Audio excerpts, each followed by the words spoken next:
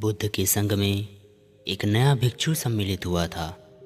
वह बहुत ही क्रोधी स्वभाव का था। ध्यान साधना करने के बाद भी उसका क्रोध शांत नहीं हो रहा था। वह छोटी मोटी बात पर भी क्रोध कर बैठता था। वह खुद भी अपने इस स्वभाव से चिंतित था, लेकिन उसे यह समझ नहीं आ रहा था कि वह क्या करे।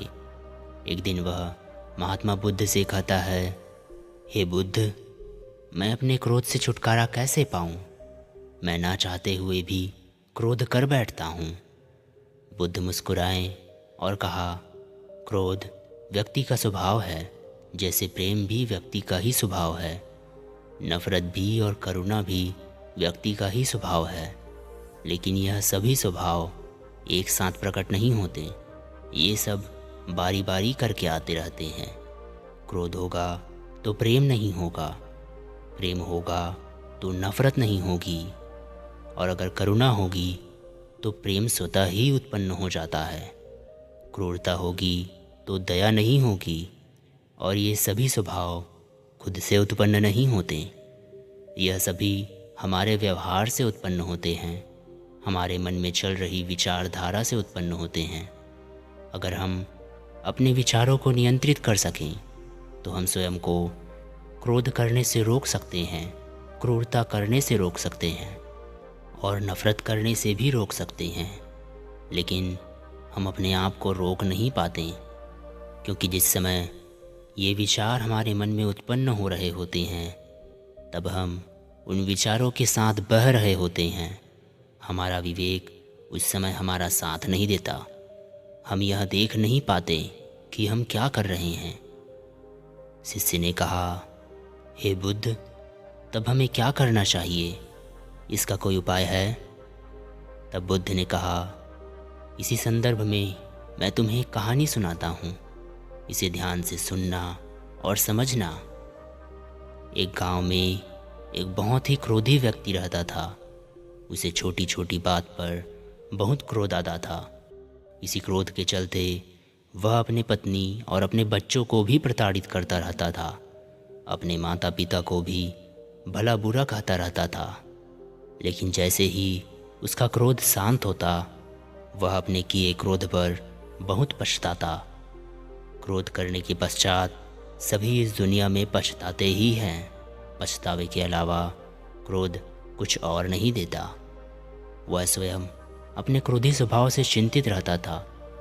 पूरे गांव में ऐसा कोई न था जिससे उसका झगड़ा ना हुआ हो। पूरा गांव उससे परेशान था, और वह स्वयं भी खुद से परेशान था। अपने क्रोधी स्वभाव के निवारण हेतु वह कई ज्ञानियों से मिला। जिस भी पंडित ने उसे जो भी यज्ञ हवन पूजा पाठ करने को कहा, उसने सब किया। फिर भी उसका क्रोधी स्वभाव बदला नहीं। अपने क्रोधी स्वभाव के कारण वह पूरे गांव में बदनाम हो गया था। एक दिन वह इसी बात से चिंतित होकर क्रोध से अपने घर में इधर से उधर चक्कर काट रहा था। तभी उसके द्वार पर एक भिक्षु आया। भिक्षु ने भिक्षा मांगी। तब वह क्रोध में भिक्षु की ओर गया और उसने कहा, किस बात की भिक्षा चाहिए तुम्हें? भिक्षु ने उस व्यक्ति के चेहरे में क्रोध को देखकर कहा, कोई बात नहीं, अभी तुम शांत नहीं हो। यह कहकर वह भिक्षु वहाँ से जा ही रहा था कि उस व्यक्ति ने कहा, तुम्हें जो चाहिए वह मैं तुम्हें दूंगा, अगर तुम मेरा एक काम कर दो। भिक्षु ने कहा, क्या काम कराना चाहते हो? व्यक्ति ने कहा, मैं बहुत क्रोधी हूँ। अपने क्रोध के कारण हमेशा मैं अपनी किए पर पछताता रहता हूँ। सभी लोग मुझसे नफरत करते हैं। मेरे घर वाले भी मुझसे दूर रहते हैं। मैं क्रोध नहीं करना चाहता।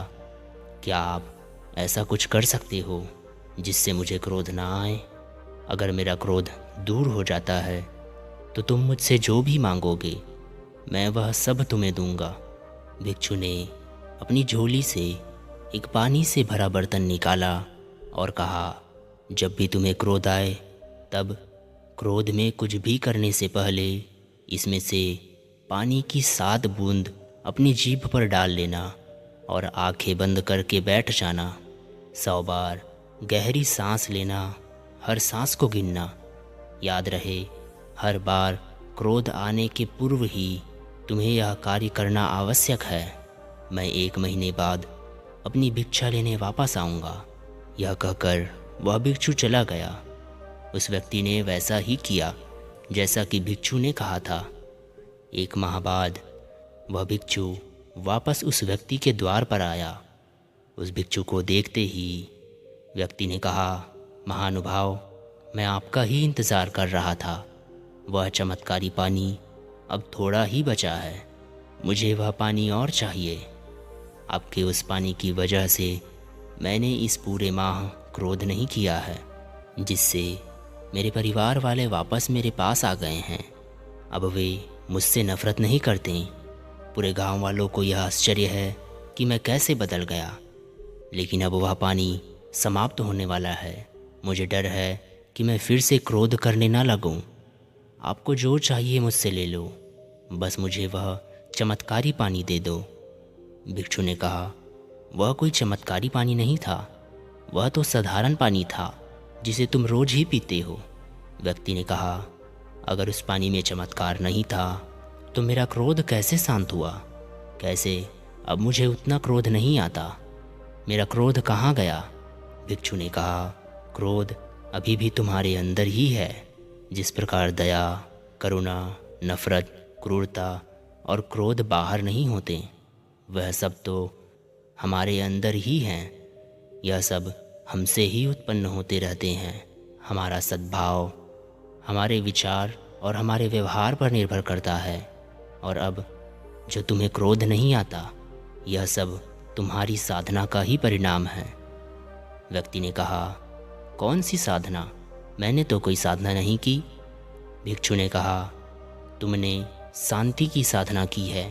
तुमने शांति को साधा है। जहाँ शांति होती है वहाँ क्रोध बिल्कुल नहीं होता, लेकिन जहाँ क्रोध होता है वहाँ शांति नहीं रहती। पहले तुम क्रोध की साधना करते थे, अब तुम शांति की साधना करते हो। व्यक्ति ने कहा, साधना? यह मैंने कब शुरू की? मुझे तो पता ही नहीं।